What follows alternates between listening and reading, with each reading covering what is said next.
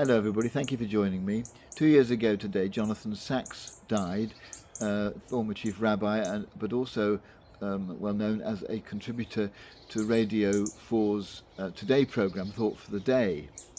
And John Humphrys, also of the Today programme, once went to interview Jonathan Sacks. And in the course of the conversation before the interview started, John Humphrys jokingly said to Jonathan Sacks, "Well, you'd better try and convert me then, make me a religious Jew." To which Jonathan Sacks replied, "John, I wouldn't dream of doing that. You have enough problems already."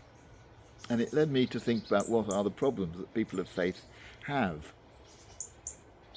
And as I speak now as a Christian, I think one of them is that often Christians think that we are expected to believe certain things, far more things than actually we do need to believe in order to be thoroughgoing Christians.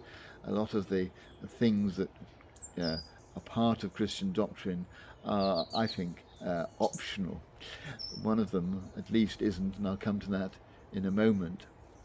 Another problem is that people think that we should be better people because we're people of faith. To which we know the answer is, well, I know I'm not, but at least I'm a better person than I would be if I didn't have faith.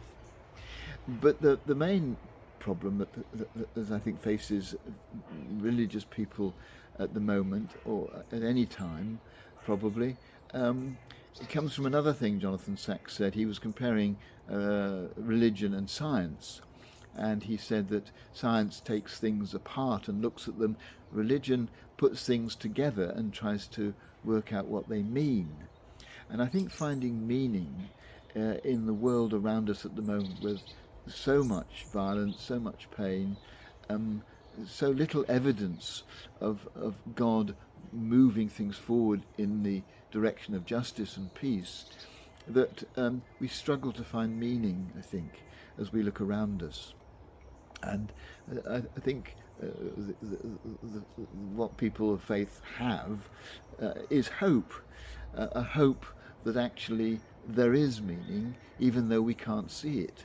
And for this, as Christians, we look back to the resurrection and say to ourselves, well, if God can overcome death by bringing Jesus to life again, then he can work the kind of transformation in the world that we want to see. And so I think that is a fundamental belief for Christians, and I think it is a belief which, if you examine the evidence, is perfectly logical, and I'll defend that against all comers.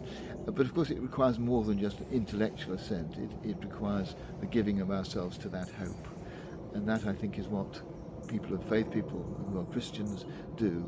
They give themselves to the hope that God is, though we can't see it, in charge.